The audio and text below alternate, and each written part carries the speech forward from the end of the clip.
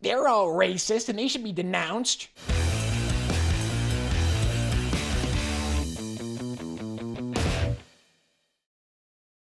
Welcome everyone to Ratioed. My name is Harrison Faulkner. Now say what you will about the man, but Pierre Poilievre knows how to get a reaction out of the left. The left are absolutely petrified about him. They know that he's competitive against Justin Trudeau, and you have to look no further than TikTok to see these hilarious reactions. Also on the show, the slow, sad death of Canadian legacy media continues as CTV News fired Lisa LaFlamme, the chief national news anchor. Now, if you were on Twitter, you might have thought this was the biggest story in Canadian history. Every single blue-check lefty journalist came out on Twitter, wrote heartfelt messages to Lisa, not being able to see the fact that soon it'll be them in Lisa's position. That's because the business model of these failing legacy media outlets are crumbling, and I think they're starting to realize that. And we wrap up the show this week with the Bank of Canada, who are telling all Canadians, inflation, it's just in your head. It's just because you're believing things are expensive. It's not them. It's not their actions. It's not them inflating the dollar. No. It's just your beliefs. Honest to God, you can't make it up. They take home the Ratio of the Week award, and rightly so. Now, we're having real trouble with YouTube these days. They are suppressing our content and making it harder for True North videos to reach Canadian viewers. So help us all out by liking this video, sharing it, and commenting your thoughts. All right, let's get into it. Now, I keep trying to avoid TikTok, but man, the takes on that app are horrible. Now, a lot of people probably think that the lefties predominantly live on Twitter. And if you haven't seen TikTok, let me just tell you, you will be in for a wild ride. They are insane, some of these people. They live in different worlds than you and I. We're not even in the same universe with these people. These guys want to dish it out on Pierre Poilievre. They want to dish it out on conservatives. And look, you know how it goes on Ratioed. If you stick your nose too far out into the game, you're going to get checked. And more often than not, it's going to be us on this show. So sure enough, we found two of the most ridiculous Poilievre takes on TikTok, and we're going to show you them now. And oh boy, does Poilievre know how to trigger these guys. My God, it's a skill. It's a fine art he has perfected. The art of triggering the left. It's brilliant. Watch this. Hi there, Kathy. You asked a valid question. So let's look. Here's some content from Pierre's campaign website. It's important to remember the Canadian values. We'll be looking at that later on. Now, you asked me why I think Pierre's racist. At the very least, he has some questionable ideas about race and racism. Oh yeah, the racist with a South American wife and mixed race kids. Yeah, okay. Hold individually responsible anyone who says or does anything unacceptable, while showing support for the hardworking, law-abiding, peace-loving. Now that was a clip when Pierre was asked about the convoy. He basically used the whole couple bad apples. They love using a couple bad apples. Oh yeah. The old every single person who joined the convoy protest were racist, awful people. That old argument. Where have we heard that before? Conservative Party members can stand with people who wave swastikas. They can stand with people who wave the Confederate flag. We will choose to stand with Canadians. So basically what he's saying is that you can't blanket everybody with the bad actions of a few. No, you can't. That's exactly right. He failed to acknowledge was that the organizers of this convoy, you know, the ones that organized the convoy to support the truckers or the overthrowing of the government or whatever it was for. Just slip that little overthrowing of the government, even though we've all seen and heard the organizers of the convoy routinely say they're not here to overthrow the government. It doesn't matter for the left. We know that. Oh, and yeah, because Poilievre supports the rights of Canadians to protest peacefully, he supports the individual bad actors in the protest. All right, there. Good logic. You didn't mention that they're all racist and should be denounced. That didn't come up. They're all racist and they should be denounced. So I guess it's okay to have the organizers be racist and Islamophobic and homophobic and... Islamophobic and homophobic and racist? Yeah, okay. Anti-immigration and all that fun stuff. But yay, truckers. On that side of the house, they have the man who fathered the carbon tax, put it up for adoption to his predecessor, and now wants a paternity test to prove the tar baby was never his in the first place. That's where we stand. That's our leader. Oof. Mr. Poilievre chose to use a very racialized slur in Parliament. That's not a racial slur.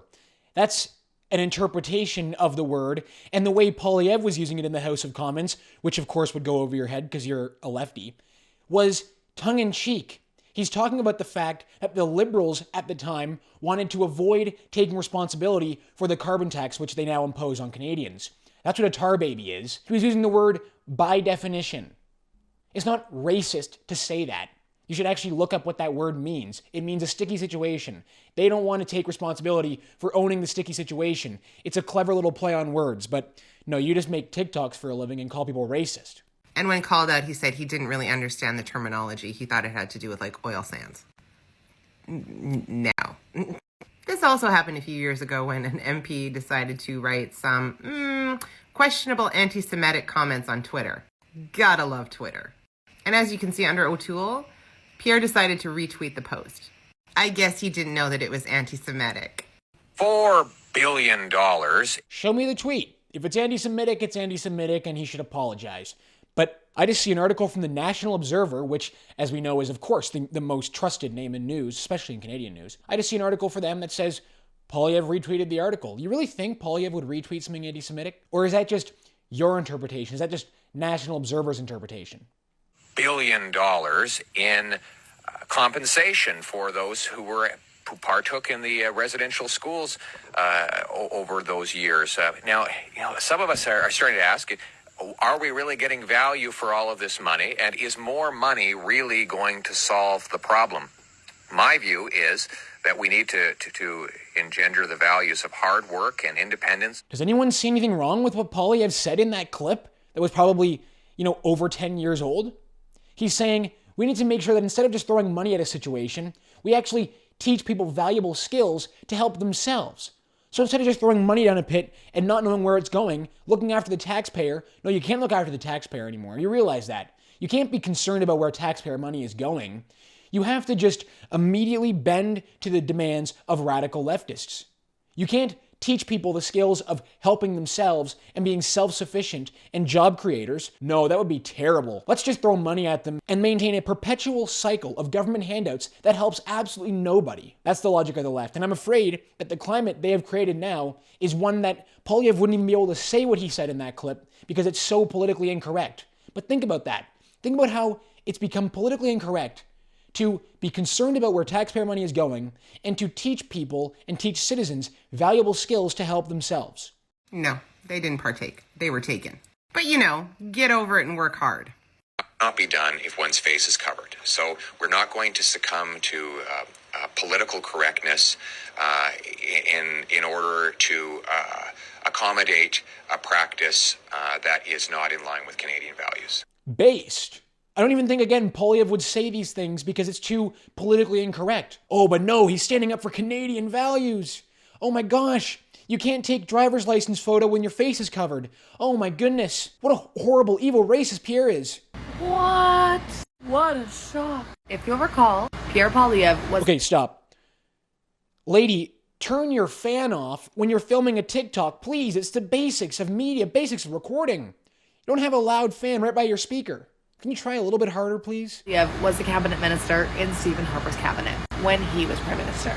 Organizers who were loyal to Harper have been helping run Pierre's campaign. Pierre is Harper's kid. To top it off... the 3-word cuts. Because you can't string together 4 or more words in a sentence. It's kind of sad. It's really cringe. Look, guys, if this is who we're up against in the culture war, then I think, although some days it feels pretty tough for us, some days we're really getting beat down by the left, but think about it. These are the people we're up against. I wouldn't be too concerned. Pierre's main contender, Jean Charest, is the former premier of Quebec and did not get along with Harper when he was premier. Did you have to just cut the word Jean Charest? That was one cut. That was one cut for you. Oh my goodness. I'm sorry. Harper's endorsement says Pierre is a good conservative values guy and that he's modernized conservative ideals and opened up the party to a whole new generation of voters.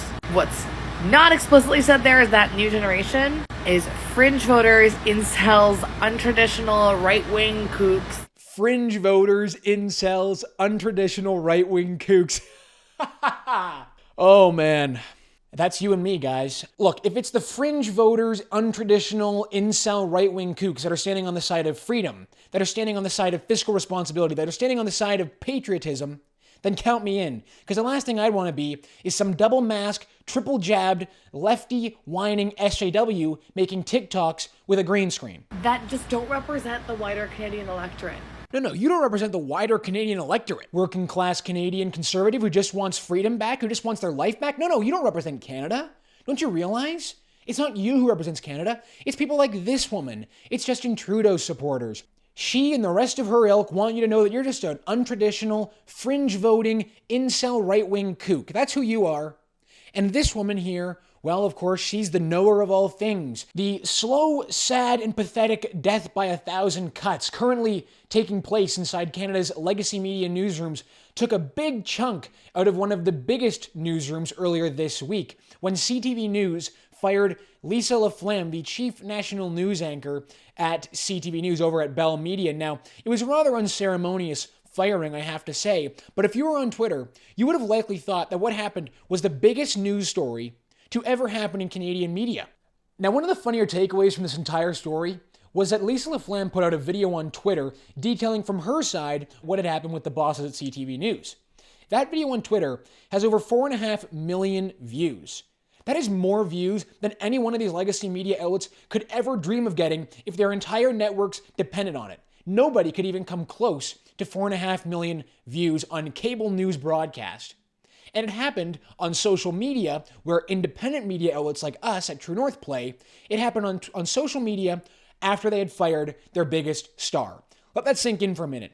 They got more views on Twitter than they could ever dream of getting on TV, and it happened when they fired their biggest star. Look, you never want to make jokes about someone losing their job. It's really the worst thing that could happen, and that's not what I'm doing here. I'm just pointing out the fact that these legacy media outlets are dying a slow death. The business model that has propped up these corporate media outlets is crumbling. Half of these outlets are on the take from the Prime Minister. They've been bailed out by a big media slush fund.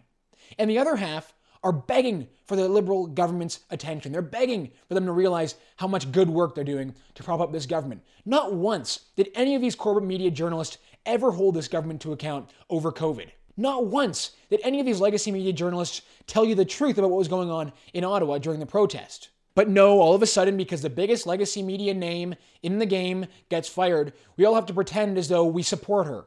We all have to pretend as though we feel bad. Canadians don't trust you guys anymore. They just simply don't, and you've done nothing to try and regain that trust. Independent news, on the other hand, are staffed by not the biggest teacher's pet in a journalism classroom, but by working Canadians, people who actually understand what real Canadians are going through. That's why they trust independent outlets, and that's why they will never trust legacy media outlets again. Now, when the news dropped that Lisa LaFlamme had been fired by CTV News immediately announced the replacement, Omar Sachedina, a national news correspondent, someone who I think has respect in the legacy media game, but probably not in the rest of Canada, because we all know what the rest of Canada thinks about these guys. But nonetheless, Omar Sachedina got the job from Lisa LaFlamme. Now, if you were looking at this story from the perspective I was originally, you're probably thinking to yourself, they want to shuffle out the old white voice to bring in a new, fresh face that satisfies the lefty box checkers. But actually, it turns out that with some good reporting from Brian Lilly over at the Toronto Sun, it looks like the story's a bit more different than that. It seems as though Bell Media were struggling to pay the giant salary of their biggest star. That's because these legacy media outlets have a failing business model. They pay way too much money for journalists that nobody reads and nobody watches anymore. So sure enough, sooner or later, all of these businesses, all of these corporate media businesses are going to end up making the exact same moves. They're going to cut their biggest talent to try and bring in someone cheaper who can do the exact same job. It's not going to impact ratings. They're always going to go down, guys. It's not like you're all of a sudden going to turn the ship around. No Canadian is going to say, actually, I was waiting for this move. I'm going to pick up a cable box now and turn on CTV News primetime. That's not going to happen for you guys. Every single blue check lefty journalist in Canada decided to come out and bash Bell Media. They said this is a terrible decision. How could they get rid of their biggest star? And they don't even realize, guys, that it's going to be them next. Them on their inflated salaries who aren't producing good enough content to keep these ships alive. The cost cutting is going to continue. So they all came out and they all said Bell Media made a big mistake. They shouldn't have done this. And I wanted to highlight some of these ridiculous tweets. Look, we've got David Cochrane over at the CBC. If you remember David Cochrane, Mr. Poutine Man. This is for you, David. This is for you. No. Me? Hey, Liberal Party always supports the CBC. Well, he writes, my jaw's on the floor. Well, Well, if I worked at the CBC and I knew that my company was getting over $1 billion every single year, my job would be on the floor too. That never happened at the CBC. And we have David Aiken, who only had the very worst things to say about people who protested in Ottawa. He writes, "Wow, your fans are blindsided too, Lisa. No knock on Omar, but I cannot conceive of the Bell Media spreadsheet jockey that came up with the formula that this was the best business decision for CTV's audience. Nuts. You don't think so, David? Because I can. I can see exactly how this was the best business decision. You can't pay journalists way too much money when all your businesses are failing. It's basic business." Guys, honestly, these legacy media guys, they'll never learn. They are incapable of realizing that Canadians don't trust them. They don't realize that True North, we're on the rise. Them over at CBC, CTV, Global News, these big corporate cushy jobs, well, they're tanking. And I've talked to a bunch of Canadians about this. They absolutely love it. So enjoy it, guys, because one day it'll be you next. You notice how your grocery bill is a lot more expensive? Notice how every single thing you buy is way more expensive than it once was, that it feels as though year after year, things are getting way too expensive? Well, the Bank of Canada, the people in charge of, controlling money supply, the people in charge of controlling interest rates, well, they think we're all stupid and they think we don't know what's going on. So they've just started a new campaign to try and teach us a little bit about inflation. And apparently, we've been wrong about inflation this entire time. You've been listening to economists and listening to professors tell you about what monetary policy is and all that. Well, no, we've been wrong this entire time. They wanted Canadians to know that inflation, it's actually just in your head. It's just you believing that inflation is high. And the more you believe inflation is too high, the higher it'll get. Look at what the Bank of Canada tweeted on Monday. "We keep talking about inflation becoming entrenched. What does that mean?" Oh, please go ahead and tell me, you genius experts over at the Bank of Canada. You're doing such a great job. Tell us about inflation. The more people believe inflation will continue to increase, and the longer they believe it will last, the more likely it is to remain high. Then don't believe it. And then if you don't believe it, it's not real. That's what I do. It's easy. It doesn't make any sense, Ricky. You hear that, guys? As long as you just believe inflation will come down, it'll come down. Not like we need to make a change in how we're dealing with monetary policy. Not like we need to address inflation once and for all. It's in your head. It's in your head. If you dream it hard enough, your grocery bill will magically get smaller. Magic. They write this whole thread because they really want us to know that if we dream it, it'll happen. It's like the field of dreams, but central banking. If you believe it, it'll come down. If you believe it, it'll come down. That's what they want to keep telling us. This comment here. According to Canada's Ministry of Monopoly Money, aka the Bank of Canada, inflation is not a phenomenon occurring as a result of political, fiscal, and monetary policies, but instead a belief system, like a religion. Welcome to 2022, a new era of financial education provided by the Bank of Canada, a series of public service announcements via social media explaining that Canadians are manifesting inflation, and the longer we believe things are going to cost more tomorrow, the longer they will cost more tomorrow. And here comes this person. If I think that the cost of housing, food, rent, gas, education, and energy will go down, will it? Probably not, Chief, but it doesn't hurt to try, right? All right, that's going to do it for us this week on the show. Thank you so much for tuning in. Keep believing inflation will drop, because maybe if you believe hard enough, it'll drop for all of us. Thank you so much for tuning in. My name is Harrison Faulkner, and this is Ratio.